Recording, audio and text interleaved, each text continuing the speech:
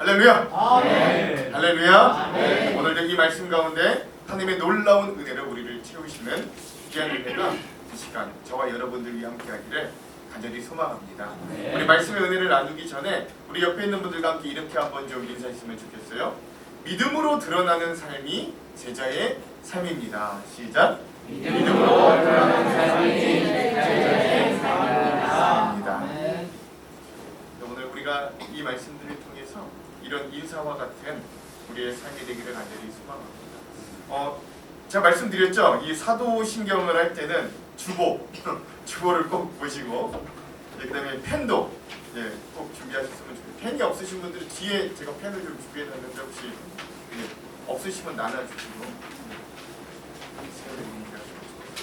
자, 이제 오늘부터 우리가 좀 본격적으로 사도신경에 대해서 좀 은혜를 나누려고 합니다. 사도신경은 우리 기독교 신앙의 핵심적인 고백이고 핵심적인 내용입니다. 우리 지난주에 함께 나눴듯이 2000년이 넘는 시간 동안 수많은 신앙인들에 의해서 만들어지고 다듬어지고 때론 수정되고 보완되어지고 또 때론 교육되어져서 오늘날 우리가 함께하는 어떤 고백의 신앙의 기준이 되었습니다. 자, 그럼 오늘 우리가 먼저 이 사도신경을 시작하면서 여러분들 이 주보 여기 이 분홍색 면에 보시면 제가 오늘 좀 특별히 원래 이게 원문이에요. 이 사도신경의 라틴어가 원문입니다.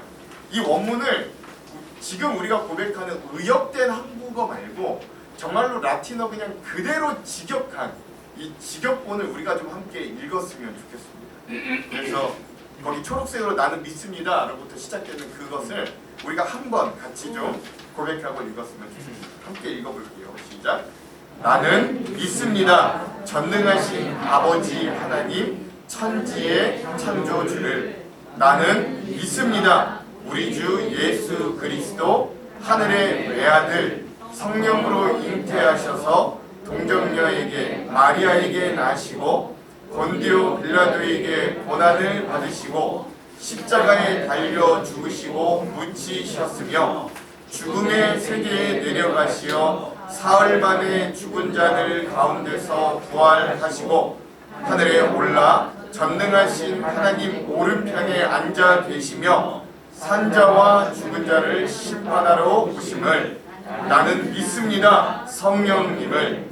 나는 믿습니다. 성스러운 보편 교회를. 성도들의 소통함을. 죄인을 용서해 주시는 것을. 육체의 부활과 영원한 삶을. 아멘. 이것이 오늘 우리가 매주 사도신경을 고백하는 원래 라틴어 원문을 그대로 직역한 그런 문장들입니다.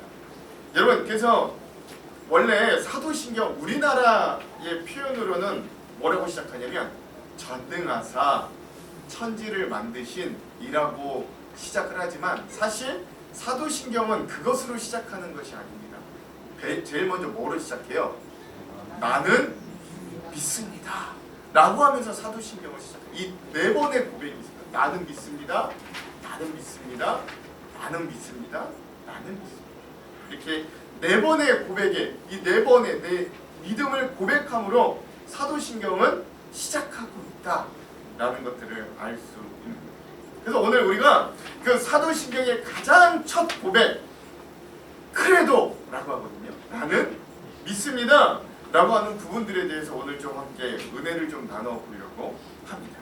여러분, 오늘 우리가 그래서 나눌 부분이 사도신경의 가장 첫 문구이자 첫 고백, 바로 내가 믿습니다 라고 고백하는 크레도라고 할 수 있습니다. 이 크레도가 나는 믿습니다 라는 이 라틴어예요. 그러니까 여러분 그래서 다음 한번 보여주시겠어요? 그래서 이 크레도라고 하는 이 라틴어의 어원을 좀 살펴볼 필요가 있는데, 이 크레도라고 하는 이 단어의 의미는요, 크레라고 하는 게 심장이라는 뜻을 가지고 있습니다. 그리고 도라고 하는 건 내가 드리다, 주다, 바치다 라는 뜻을 가지고 있어요. 그러니까 이제 합치면 무슨 뜻이 되는 거예요? 크레도 하면 무슨 뜻을 하는 거예요?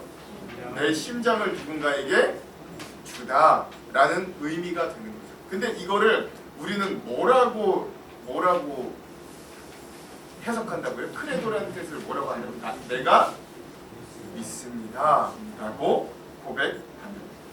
즉 이게 굉장히 중요한 의미인데, 내가 뭔가를 믿겠습니다, 내가 무엇인가를 의지하고 신뢰하겠습니다 라고 하는 건 어떤 종류의 신뢰와 믿음이냐면, 그냥 내가 너 믿을게, 내가 그냥 그거 믿어, 이 정도의 수준이 아니라, 이 사도신경에서 내가 믿습니다, 나는 믿습니다 라고 고백하는 건 내가 믿는 그 존재에게, 내가 그 믿는 대상에게 뭐까지 줄 정도로, 내 심장을 내놓을 정도로 나는 그것을 신뢰하고 믿고 의지합니다 라는 뜻이 바로 크레도라고 하는 뜻이라는 의미입니다.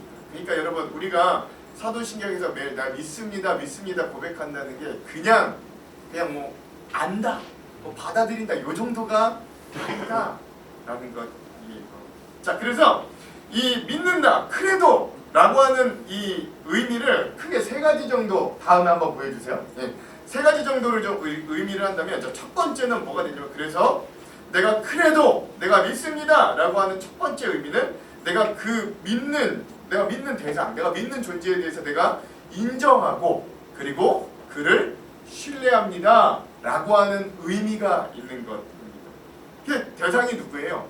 삼위일체 하나님, 삼위일체 하나님과 교회와 우리의 믿음과 구원과 영생, 이런 부분에 대해서 나는 인정하고 받아들이고 그것을 신뢰합니다 라는 의미가 있는 것이죠.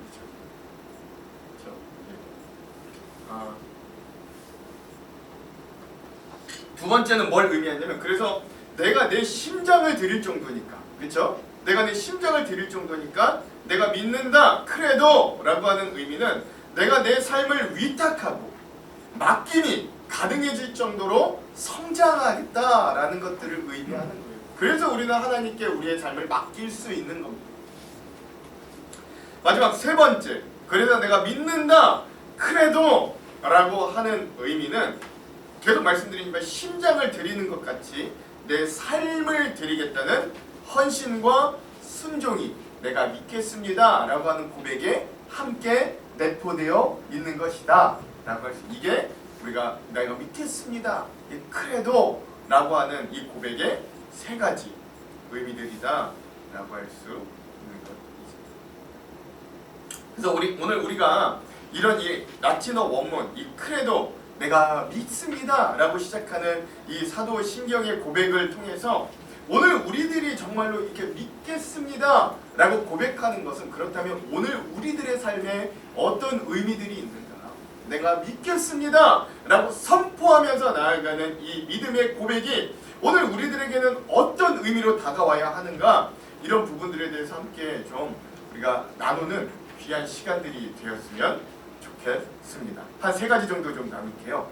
그래서 먼저 첫 번째는 뭐냐, 이 크레도, 내가 믿겠습니다 라고 하는 고백은 지속적으로 점검하겠다는 고백입니다. 뭘 하겠다는 고백이라고요? 지속적으로 점검하겠다는 고백이에요. 그래서 믿음은 나의 부족함을 인정함과 동시에 그래서 하나님을 끝까지 신뢰하겠다는 지속성의 연속인 것이죠. 이 말이 좀 어려운데 이게 뭔 말이냐? 한번 이제 잘 들어보십시오.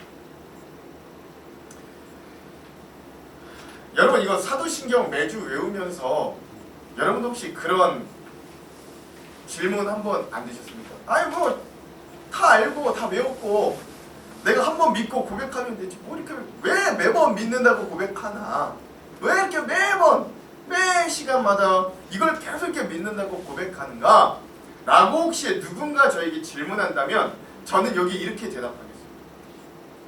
왜 이렇게 매번마다 우리가 이 사도신경, 이 믿음, 내가 믿습니다라고 고백하냐면, 나의 믿음, 우리의 믿음이 변하는 믿음이기 때문입니다.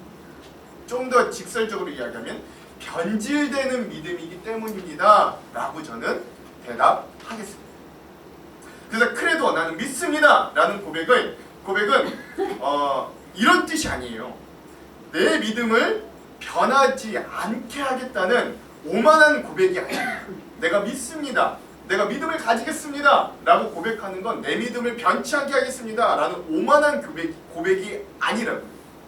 오히려 내가 믿겠습니다 라고 하는 고백은 내가 변할 수밖에 없는 연약한 믿음을 가진 자임을 인정하고 그 믿음을 항상 점검하고 살피겠다는 고백의 믿음이 그래도 믿겠습니다 라고 하는 고백인.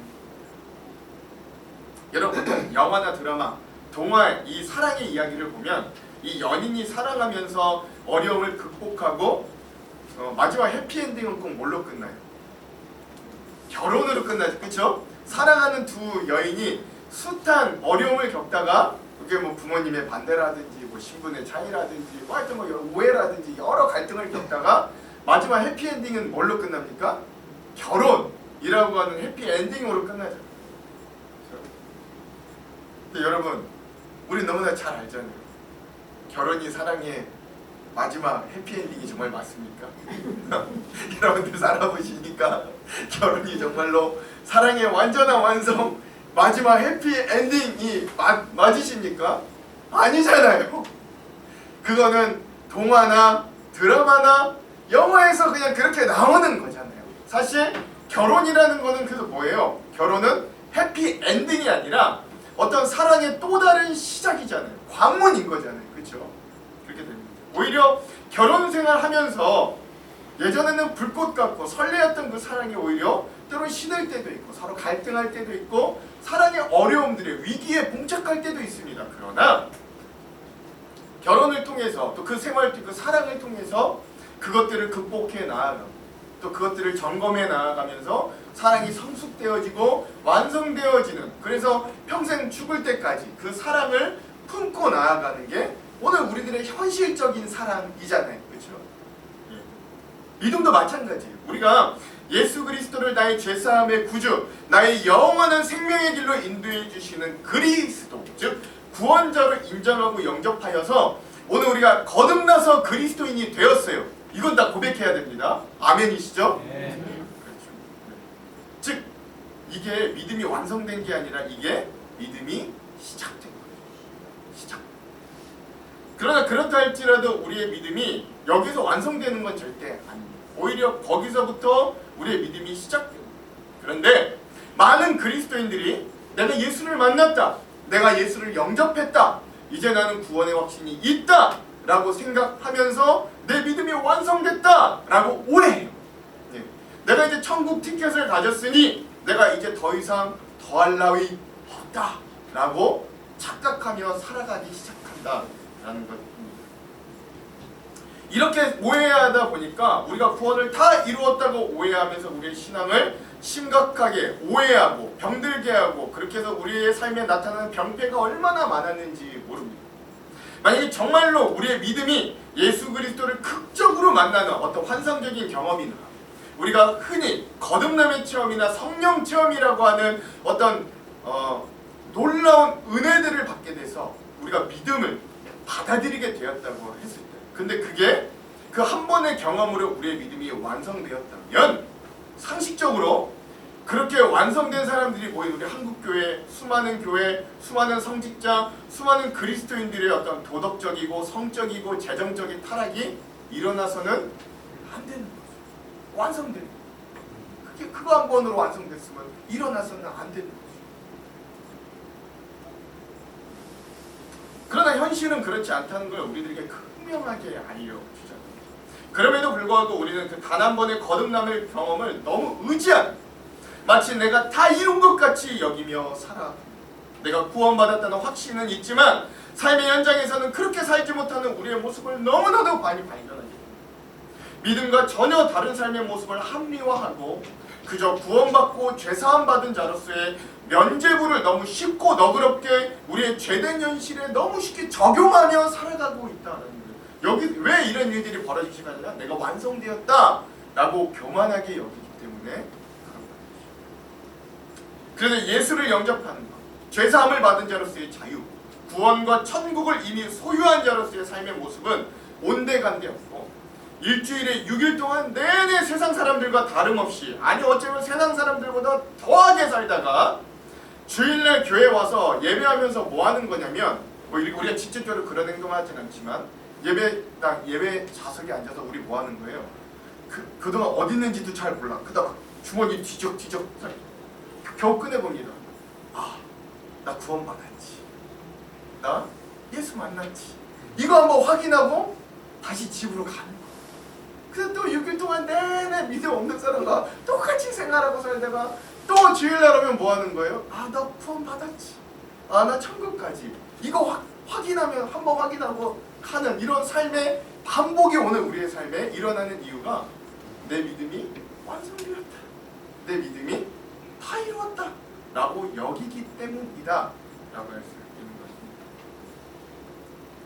것입니다. 근데 여러분, 우리의 믿음이라는 게 한 번 그렇게 믿었다고 끝까지 완성되어 간다는 건 아니에요. 믿음은 환경과 상황에 따라 수시로 바뀝니다. 어떻게 알 수 있냐? 성경에서 이 믿음에 대한 다양한 표현들을 사용하거든요. 먼저 예수님은요, 이 믿음에 대해서 뭐라고 말씀하시냐면 적은 믿음과 큰 믿음이 있다고 말씀하십니다. 만약에 믿음이 한 방에 다 완성되는 거라면 이렇게 되면 안 되죠. 우리 한번 말씀 한번 볼까요? 말씀. 예. 이거 두 말씀을 한번 같이 한번 읽어보겠습니다. 먼저 마태복음 6장 30절 시작. 오늘이다. 하나님이 곁에 있으시거든 아무려 너희가 보냐 믿음이 적은 자라 라고 책망하시기도 해요. 이때 믿음이 뭐한 자더라? 적은 자. 이 적은 믿음을 말씀하시죠. 그 다음에 마태복음 15장 28절 시작. 예수께서 대답하여 이르시되 크도다 내 소원대로 되리라 하시니 그때로부터 그의 딸이 나으니라. 여기서 또 믿음이 뭐라고 하세요? 크다. 그러니까 작은 믿음이 있고 큰 믿음이 있다라는 것들을 예수님이 말씀하세요. 또 사도 바울은 우리의 믿음이 연약한 믿음과 굳은 믿음이 있음을 또한 알려줍니다. 다음 또 한번 보여주십시오. 자, 로마서 14장 1절 시작. 믿음이 연약한 자를 너희가 받되 그의 의견을 비판하지 말라. 여기서 믿음이 어떻대요? 연약한 믿음이 있대요. 또 하나 골로새서 1장 5절 시작. 이는 내가 육신으로는 떠나 있으나 심령으로는 너희와 함께 있어 너희가 질서 있게 행함과 그리스도를 믿는 너희 믿음이 굳은 것을 기쁘게 봅니다. 예, 연약한 믿음이 있다면 또 한편에서는 굳은 믿음이 있다라는 것도 알 수 있습니다. 또 하나 심지어 죽은 믿음이 있다고 성경은 이야기해요. 야고보서 2장 26절 다음 한번 보여주십시오. 야고보서 2장 26절 시작. 영혼 없는 몸이 죽은 것 같이 행함이 없는 믿음은 죽은 것입니다. 그러니까 성경에 보더라도 믿음은 수도 없이 우리들에게 종류별로 또 우리의 믿음이 변화됨을 알 수 있어요. 그러니까 성경은 이렇게 믿음에 대해 다양한 표현들을 사용하고 있다라는 거죠. 이런 이유는 우리가 가진 믿음이 수시로 변화되고 바뀌기 때문에 그런 거예요. 그래서 한 가지 우리가 안심해야 될 것은 무엇이냐? 여기서 안심할 게 있는데 그동안 우리가 고민이 있었어요. 왜 내 믿음이 변하지 않아야 되는데 내 믿음이 왜 이렇게 변할까? 내 믿음이 항상 이렇게 생동하고 살아있고 열정적이고 힘이 넘쳐야 되는데 왜 내 믿음은 이렇게 자꾸 뭔가 쇠약해지는 것 같고 뭔가 연약한 믿음이 될까?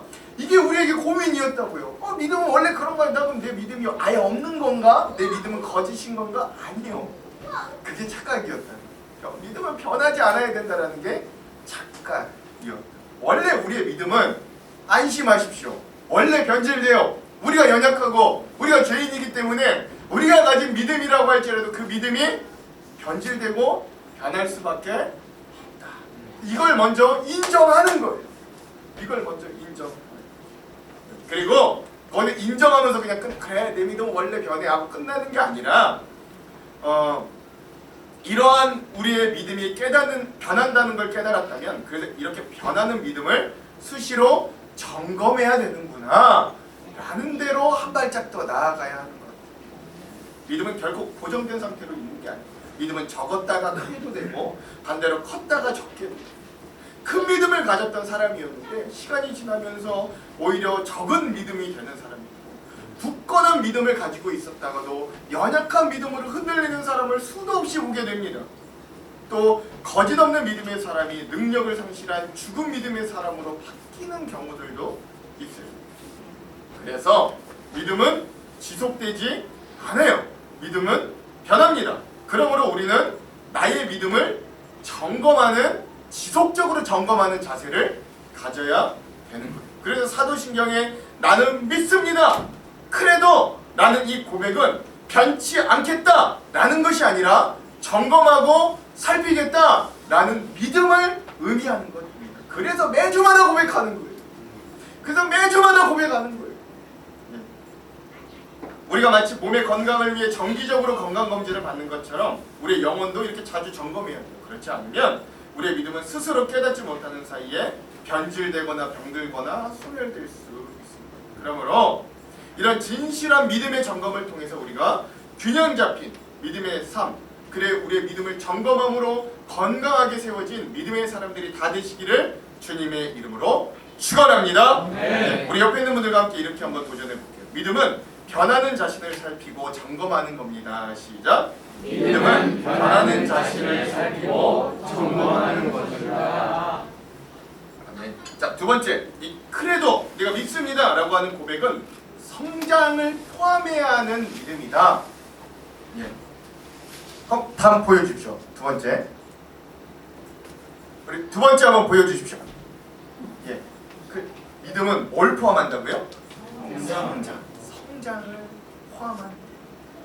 우리가 사도신경을 외우면서 믿습니다 라고 고백하는 건 나의 신앙을 성장시켜 나아가겠다. 즉 다른 말로 세상을 닮아가던 내가 이제는 내가 고백하는 저 예수 그리스도를 닮아가는 삶을 살겠다는 결단을 내어 놓는 것입니다.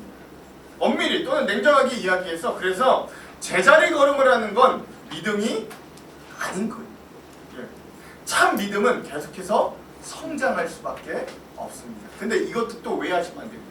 그 믿음의 성장이라는 건 우리가 기대하는 것만큼 이렇게 가지 않아요. 예. 믿음의 성장은 스프링처럼 갑니다. 스프링처럼. 때론 믿음이 뒤로 가는 것처럼 느껴지기도 하지만 그래도 가는 것. 또 우리가 살다 보면 퇴보하고 가는 것 같지만 앞으로 가는 스프링처럼 성장해 나아가는 이것을 우리는 믿음이라고 합니다.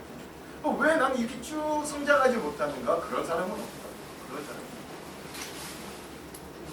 우리가 초신자이거나 믿음 생활을 막 시작할 땐 당연히 영적 아기나 아이 같은 모습일 수밖에 없어요. 그래서 신앙이 뭔가, 하나님이 어떤 분인가, 성경은 어떤 책이고 신앙생활은 어떻게 해야 하는가를 잘 배워야 됩니다. 그런데 중요한 건 그 사람이 아무리 똑똑하고 잘났다고 하더라도 어쩔 수 없이 그 사람이 믿음에 대해서 알고 신앙에 대해 성장하기 위해서 중요한 건 그 사람이 속한 교회 공동체의 믿음대로 그가 성장할 수밖에 없다라는 게 굉장히 중요하다. 그가 세상적으로 아무리 뛰어나도, 그가 세상적으로 아무리 똑똑해도 결국 그가 믿음이 성장할 수 있는 영향력을 끼치는 건 그가 속해 있는 공동체의 믿음이 얼마나 성숙하냐에 따라서 달라지더라라는 것. 이걸 어떻게 벗어날 수가 없습니다. 그래서 그 공동체가 건강하고 따뜻하게 그 영혼을 돌보는 공동체이면 그가 건강하고 바르게 성장할 수 있고, 또 하나 그렇게 영적 아이였던 사람이 교회의 신앙생활과 양육을 받아 영적 청년으로 자라고 헌신하고 봉사하는 신앙의 모습을 가지게 되는 거예요. 그래서 여러분들 내가 영적 믿음의 성장이라고 이야기하는 건 결국 개인적인 성장만을 이야기할 수 없어요. 내가 속해 있는 교회 공동체, 또 내가 관계하는 우리 성도들과의 관계 가운데서 내가 성장해 나아가는 것. 뭐 개인적으로도 성장할 수 있지만 더 중요한 건 그런. 그래서 진짜 신앙이 성장하는 그래도 최종 단계는 무엇이냐? 먼저 믿은 내가 또 다른 영적 아이 같은 신앙인들을 품고 양육하여서 영적인 부모로 성장하는 과정까지가 정말 신앙이 성장하는 최종 단계다라고 할 수 있습니다. 이 신앙이라는 게 결코 나 혼자, 나 개인의 어떤 성장에서만 머무를 수는 없다라는 이야기인 거죠. 제가 몇 교회를 거쳐 사역을 하면서 사역자로 가장 안타까운 점 중에 하나가 교회 공동체 내에서 신앙의 성장이 멈춘 안타까운 성도들을 상당히 많이 발견하게 되더라라는 거예요. 신앙생활을 몇십 년을 하여도 신앙의 성숙도가 아이 같은 분들을 발견하는 안타까운 일들이 한두 번이 아닌 거예요.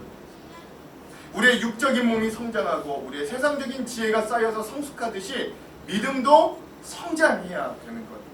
그러나 그건 아무 대가 없이 일어나는 게 아니에요. 몸이 성장하려면 뭐가 필요해요? 음식을 먹고 운동을 하고 충분한 숙면을 취해야 성장하듯이 누군가 신앙적으로 성장하기 위해서 또한 먼저 성장한 자들의 관심과 돌봄과 양육이 필요하다라는 것이죠. 자, 그래서 여러분 그 5번 문제. 그래서 그 과정 가운데 나 개인의 신앙의 성장에만 몰두하던 자가 공동체를 보는 시각을 가지게 되고 그 공동체 내에 신앙이 어리고 약한 자들을 사랑으로 돕고 더 나아가서 세상을 품고 기도하며 하나님 나라를 만들어가는 성장이 있는 걸 우리는 믿음이다 라고 하는 것. 네, 그러니까 그래도 나는 믿습니다라는 고백은 신앙생활이 개인에서 공동체를 향해 가도록 안내하는 성장하는 믿음이다 라고 할 수 있는 것. 즉 진짜 신앙인으로 성장한다는 건 하나님과 나의 개인적인 관계를 넘어서서 나와 이웃, 나와 성도, 나와 교회, 나와 세상과의 관계를 생각하게 만드는 전 인격적인 성장을 이루는 것이다 라고 할 수 있는 것. 그래서 어떤 일들이 일어나느냐, 교회 안에서는 먼저 성장한 자들이 자신의 자유를 함부로 누리지 않습니다. 왜냐하면 이 성장이 나 개인의 성장이 아니기 때문에 그래요. 이 성장이 공동체의 성장이기 때문에 그렇습니다. 내가 내 자유를 함부로 누림으로 인해서 믿음이 연약한 자가 그 내가 자유를 함부로 누리는 것을 보고 시험 들고 그 믿음이 꺾여지고 그 믿음이 넘어질까봐 우리는 그 성장이 공동체를 향한 성장이라는 걸 알기 때문에 때론 내가 누릴 수 있는 자유를 때로는 절제하고 때로는 제한하는 거예요. 왜? 그 다른 이의 신앙의 성장에 도움이 되기 위해서. 그래서 우리 이 믿음은 그런 성장의 개념을 포함하고 있다라고 하는 겁니다. 예수님은 그래서 우리가 이 믿음으로 성장하기 위해 더 큰 것들을 희생해 주셨어요. 높고 높은 보좌도 버리고 이 땅에 오셨어요. 한계 많은 인간의 몸을 입고 오셨어요. 너무나도 멍청해서 못 알아듣는 우리를 위해 3년 동안 계속해서 알려주시고 가르쳐주시고 말씀해 주시고. 그러니 오늘 우리도 이 믿음, 내가 믿겠습니다. 그래도 라고 하는 이 고백 위에는 내가 그런 자로 성장하겠습니다. 내가 그런 공동체를 이루는, 내가 그래 나만 성장하는 게 아니라 내가 그것들을 뛰어넘어 다른 이들도 성장시키는 귀한 믿음에 성장하는 자가 되겠습니다 라고 하는 것들이 오늘 그래도 나는 믿습니다 라고 하는 이 믿음의 고백임을 기억하면서 오늘 우리의 공동체가 이렇게 성숙하고 아름다운 성장하는 제자들이 가득한 믿음의 공동체가 되기를 주님의 이름으로 축원합니다. 네. 우리 옆에 있는 분들과 함께 이렇게 한번 도전할게요. 성장하는 믿음의 사람들이 됩시다. 우리 성장하는 믿음의 사람들이 됩시다. 시작. 성장하는 믿음의 사람들이 됩시다. 예. 자, 마지막 세 번째. 그래서 우리가 그래도 내가 믿습니다 라고 하는 고백은요, 뭐를 드러내는 거라고요? 예수를 삶으로 드러내는 걸 우리가 믿습니다. 내가 믿습니다. 내가 믿음을 가졌습니다 라고 이야기한다는 겁니다. 앞에서도 살짝 말씀드렸습니다만 여러분, 크레도가 무슨 뜻이라고요? 원래 크레가 뭐라고요? 심장, 도가 뭐라고요? 주다, 바치다. 그래서 크레도는 뭐라는 거라고요? 내 심장을 바치고 드릴 만큼 내가 그 믿는 존재를 신뢰하고 내가 인정하겠습니다 라는 고백이다 라고 말씀드렸죠. 다시 말해서 오늘 우리가 크레도, 내가 믿습니다 라고 하는 고백은 이 고백을 통해 내 삶을 드리는, 내 심장을 드리듯이 내 삶을, 내 심장을 드리든 내 생명을 드리든.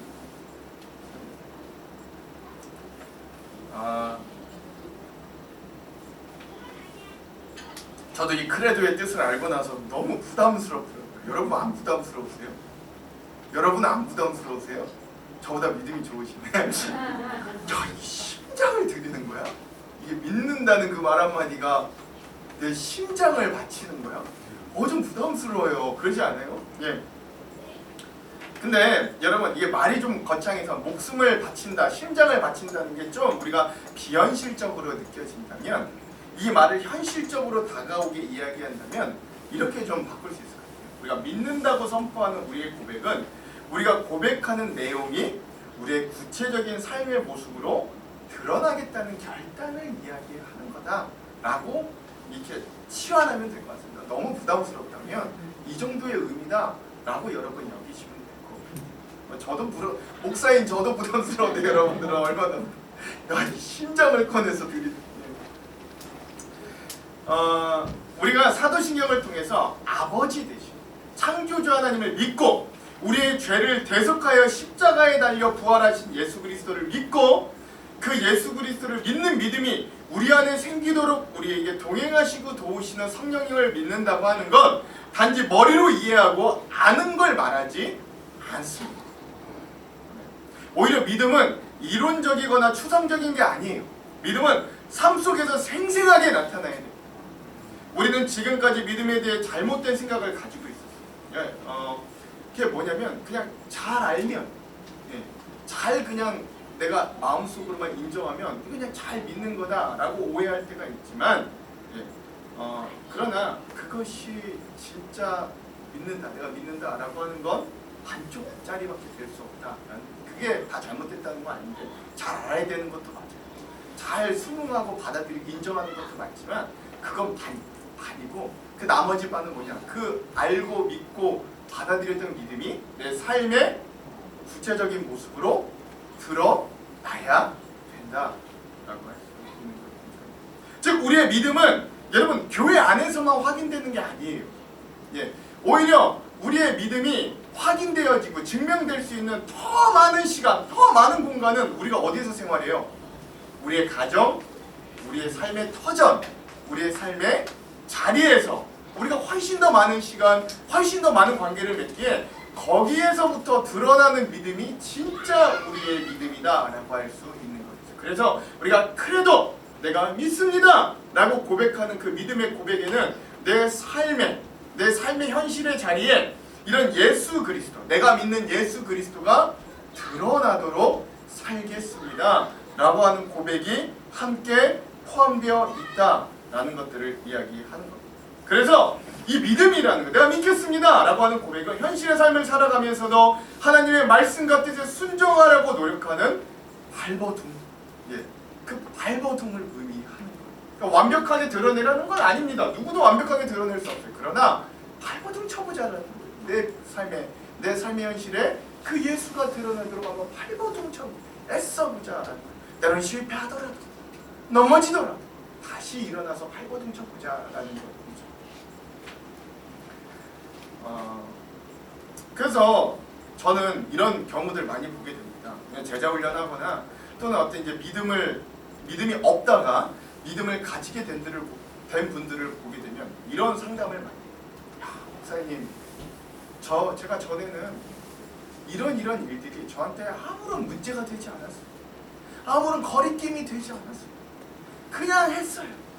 내 성공을 위해서, 내 이득을 위해서 그냥 했어요. 그런데 내가 예수를 만나고 나서 보니까 내가 이 믿음을 갖고 이 믿음대로 살겠다고 고백하다 보니까 다 부딪히고 그동안 자연스럽고 아무 생각 없이 했던 모든 일들이 다 부딪혀지기 시작하는 거예요. 근데 그게 믿음을 갖는 정말 좋은 현상입니다. 당신이 정말 진짜 믿음을 가졌다는 어떤 중요한 증거가 되는 것. 그리고 결국 하나님의 뜻과 그 길을 선택하는 용기가, 믿음이 그에게 주어지더라고요.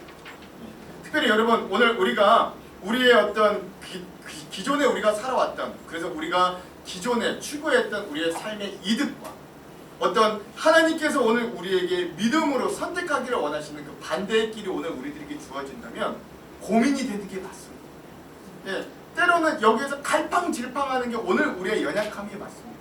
그래도 여러분들, 제가 여러분들에게 관건드리고 싶은 건 그래도 이제는 우리가 믿음을 가졌으니, 내가 예전에는 전혀 갈팡질팡도 안 하다가 이제 갈팡질팡하게 되었으니 이제는 아마 용기를 내어서 하나님이 오늘 우리에게 가기를 원하시는 길로 한번 도전해보자. 왜 이렇게 할 수 있냐면 왜 그게 가능하냐면 진정 믿는 자는 그 믿음으로 하나님의 도우심을 온전히 기대할 수 있는 힘을 가졌기 때문에. 예전엔 기대할 게 없었어요. 예전엔 하나님이 전혀 기대되지 않았어요. 예전엔 하나님이 내 삶에 이렇게 역사하신다는 게 알고는 있었지만 전혀 믿어지지 않았어요. 그런데 내가 믿음이 생겨서 이제는 그 하나님이 내가 이쪽을 선택해도 세상적으로는 손해보는 길 같고 세상적으로는 바보 같은 길이라고 할지라도 여기를 선택할지라도 하나님이 내 삶을 이끌어 주신다는 걸 우리는 이제는 알고 믿고 의지할 수 있는 힘이 생겼기 때문에 그래서 그게 가능합니다. 그래서 기도하게 됩니다. 그래서 기도의 자리로 나아갈 수밖에 없는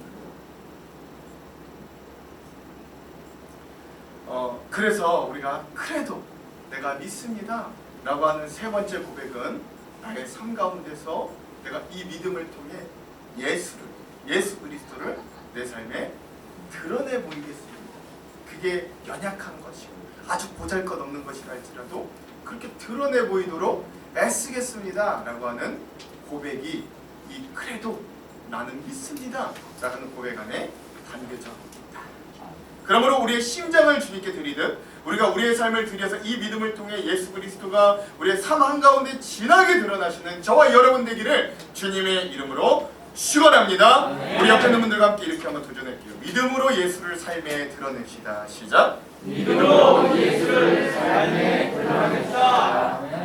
말씀 마무리합니다. 여러분 믿음이란 그래서 우리가 이 사도 신경을 통해 내가 믿습니다 라고 하는 이 고백에는 내 믿음을 점검하고 지속적으로 점검하고 내 믿음이 성장하고 내 믿음이 성장하고 그리고 내 삶에 예수 그리스도가 드러나겠습니다 라고 하는 고백이 이 짧은 그래도 나는 믿습니다 라고 하는 이 고백 안에 담겨져 있다는 걸 여러분 꼭 기억하시기 바랍니다. 그리고 우리의 그 믿습니다 내가 믿겠습니다 라고 하는 고백과 같이 우리의 삶이 변화되어지는 놀라운 은혜, 그런 정말로 믿음의 공동체, 믿음으로 살아내는 제자 공동체가 저와 여러분 우리 하안장로교회 되기를 주님의 이름으로 축원합니다. 축원합니다.